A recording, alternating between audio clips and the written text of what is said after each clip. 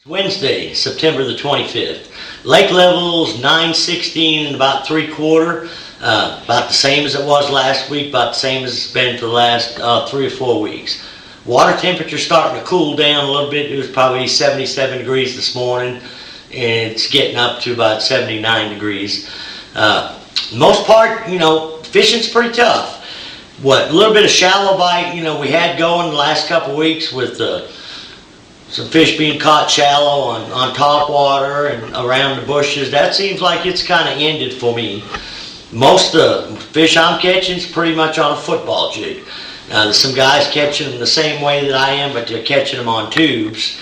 I've been in the creeks a lot, in the backs. Normally in the fall, when them shad get to moving back there, that bite will pick up back in there. But that water's still pretty warm, and I've been finding a little bit of shad in the very back, schooled up, but not very much.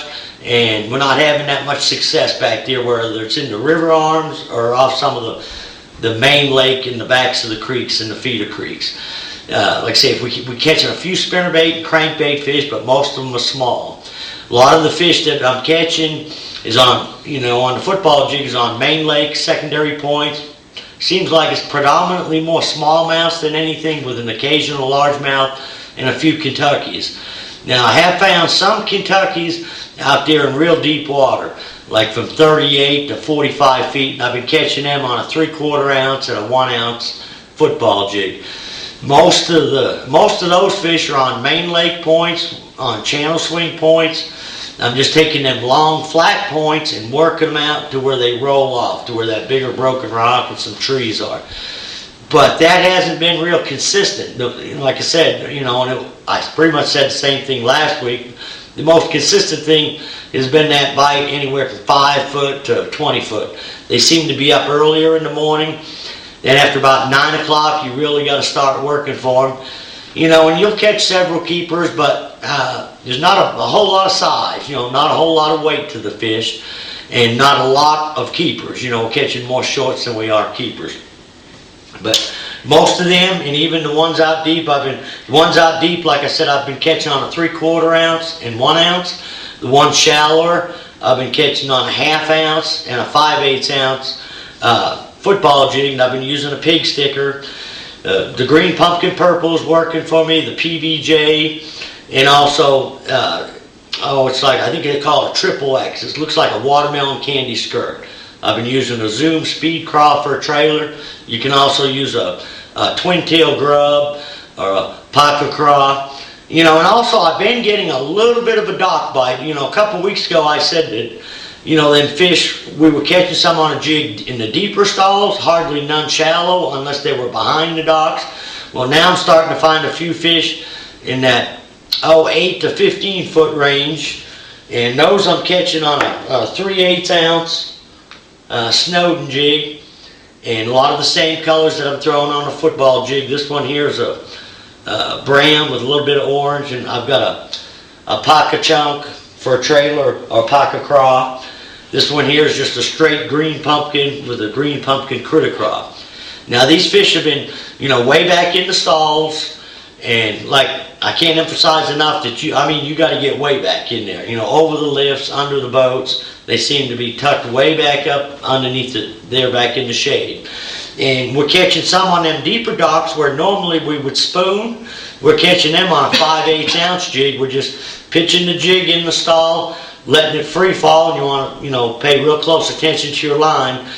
Usually what will happen is it'll just stop before it gets to the bottom, and those fish are suspended in there. I've tried to spoon in there, but for some reason they're wanting that jig.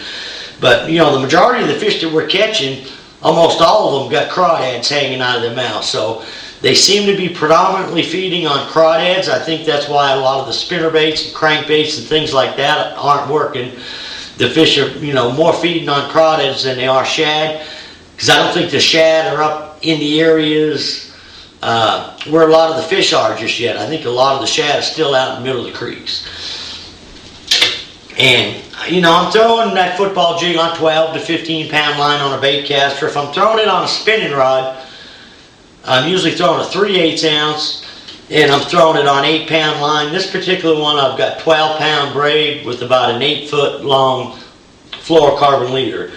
And on these, talking about spinning rods and reels, if some of you people have fished with me this past summer, you've had some of the new loose spinning reels they've just come out with. Now they've had prototypes out that we've been using for 8 to 9 months, but now they've got them out where they're available to the public. A lot of the Bassmaster Elite pros, like Jason Christie, Mark Davis, Kevin Short, they've been fishing all season with them, and and with these last few tournaments they had up there in the Great Lakes catching them big smallmouths, they got put through real good tests. So, like I said, we've been using them for several months, kind of tweaking them, making sure everything's right, but now they're available. And, their other spinning reels were good. They had one for $39, and then they had one for $59. They're good little spinning reels for the price. But what they've come out with is 2 more spinning reels. This one here is a Team Lose, and they've got the Tournament Series. Now, the Tournament Series is a $79, and the new Team Lose is going to run for $129. Now, I'm using in both reels, I'm using the 300 model, which works out just right for me, using 6 or 8 pound line or even braid. But, they're just awesome reels. Like I say, they're so much smoother than their other ones, which they should be. They're a little bit more money. And you can even notice the difference from the Tournament Series up to the Team Lose, which jumps from like 79 to 129. A lot of the material on the reels is built out of carbon-like material, so the reel is a lot lighter. They got awesome drag systems to them, just super free. You don't feel any resistance at all. It just makes fishing, a lot of light tackle, light line stuff. It translates the bite, through the line, the rod and reel so much better. They all anti-reverse, no slop. So if you get a chance and you want a good quality reel, check out the new Lose Tournament Pro and the Lose Team Pro. They're awesome spinning reels. But like I say, for the most part, the fishing, it's typical September. I don't think there's anything that you can't throw. I know some people are catching fish on flukes, throwing them on like a scrounger head. Some of them are throwing them Texas rig. I've actually been catching a few fish on a Carolina rig on a lot of these same main lake and secondary points where I've been catching the smallmouths. I've got some buddies that have been catching them on green pumpkin tubes. The top water bite, I haven't seen hardly anything surfacing in the past week or so. Like I say, a lot of the shad seems to be out in the middle of the lake and deep. A week or 2 ago, there was shad all over the place up on the surface. For some reason, the shad's gone down a little bit. Hopefully, they'll start, migrating back into the creeks.